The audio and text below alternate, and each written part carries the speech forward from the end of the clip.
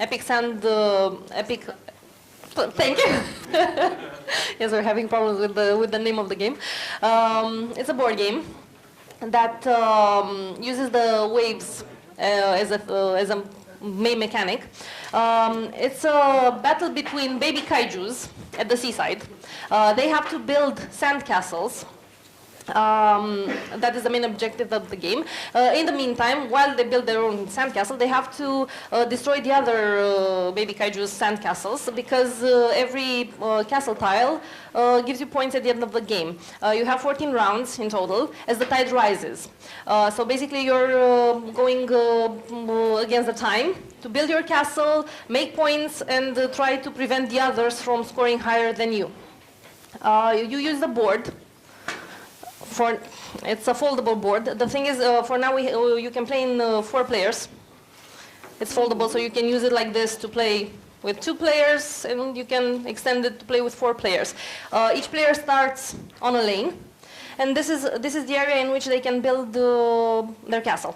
The thing is this: the tide starts somewhere here, and at the end of each round, you roll a d6. The number of yes, that is the counter.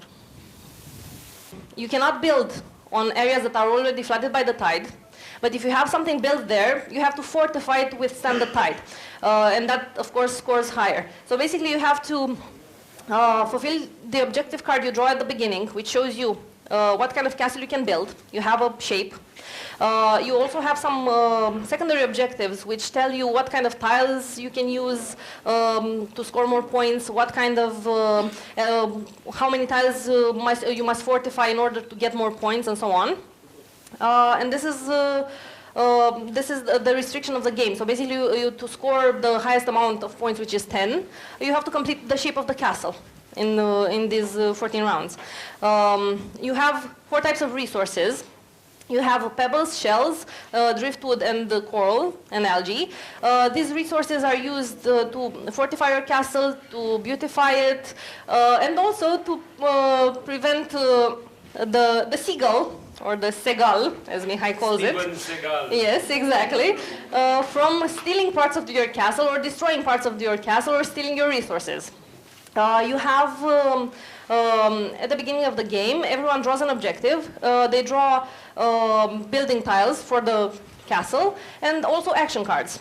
During your turn, you can only use 2 actions, which are to draw cards from the building or the action deck, to use them, or also to use your special ability, because they are baby kaijus. Each of them has a special ability. For example, Gojira, okay, can fortify a tile of a castle without using any resources, using his fire breath. But of course, this takes basically your whole turn, so you lose your turn while doing this.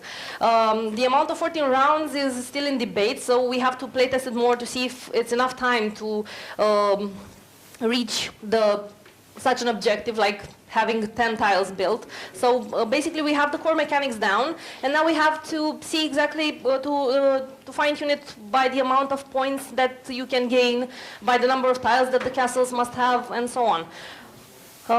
There are 5 types of building tiles for the castle, which we also have to make so they can fit graphically, so they look better. Sorry. Right now we have bastions. We have keeps. The keep is a tower in the middle of the castle. Usually that's highest from everything. We have walls. Also, there's another mechanic which you can use to prevent your opponent from building or destroy their castle. You can build trenches. Either to fortify your own castle. So when you use a trench, you put a trench, okay, let's call it tile, on a side of your building tile. And basically what it does, when the wave comes, it dissipates the water. So basically it doesn't affect your castle. Or you can choose to attack an opponent by pointing the trench towards him, and try to destroy his castle when the wave comes. This is the ways in which you fight each other. You can also use various kinds of actions to search for resources. to try to bring the tide higher for that part of the game, and in order to make the part of the board more playable, we decided to keep the tide line somewhere at the middle of the board. So basically, that's the highest that the tide rises.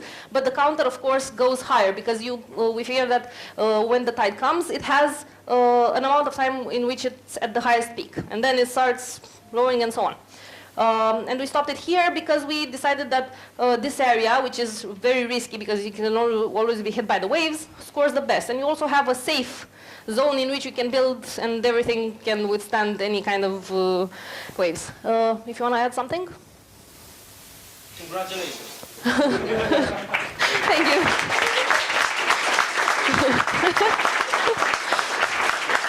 Also, I know this is done at the beginning, but we kind of... Any questions about Steven Seagal? No, I only... Can I add one more thing and then, I'm sorry. So, I didn't get to present my fellow coworker. So this is Mihai Bolda. He was the game designer. He helped with the game mechanics. This is Alexandra, which was our artist, and also she came up with the idea of sandcastles. And I'm the freak one who came up with the baby kaiju ideas and made the general mechanic for the game. So thank you for listening to us. Now, questions? So when you place a building or a ditch, you can place it on any lane? No, just your own. Just your own, in the area that's designated to you. There is some... Yeah, but how do you place turn the ditch to attack the other? No, the trenches can pass. The idea is that you have action cards, so in every turn you have actions. You can take those actions, but you can only have 2. So basically in a turn you can draw 2 cards, either use the special ability, which is depending on which patch you are, or you can build stuff. So basically, building a ditch is an action. So you actually have to have the action card in your hand when you build a ditch. As you are unspecified, you can also use it for defenses or offenses. No, he asked how you can pass if the ditches can be built. Yes, the ditches can be built on any lane. When I say build, you can actually they're called digging, not building. So building is when you put the tile for the castle, and digging is when you make the trench. They're separated things. That you're basically restricted to only your lane on building, but you can freely impede other people from doing their stuff. For example, summoning Steven Seagal to take part of their castle away into the sea. Yes. Like that. And the actions are pretty limited as number and possibilities right now, but we're gonna increase them. We just made the core game so we can try to meddle with it and see what we can do. If it sticks or not. And also you have a thing on the board, I forgot to mention this, you have a slingshot point. You can use an ability as a slingshot. You just put a token on and try to fling it and see if it hits any kind of castle. And this is the point from which you do that. So, yeah, there's also a bit of dynamic. Yeah. Any other questions? Congrats. Thank you.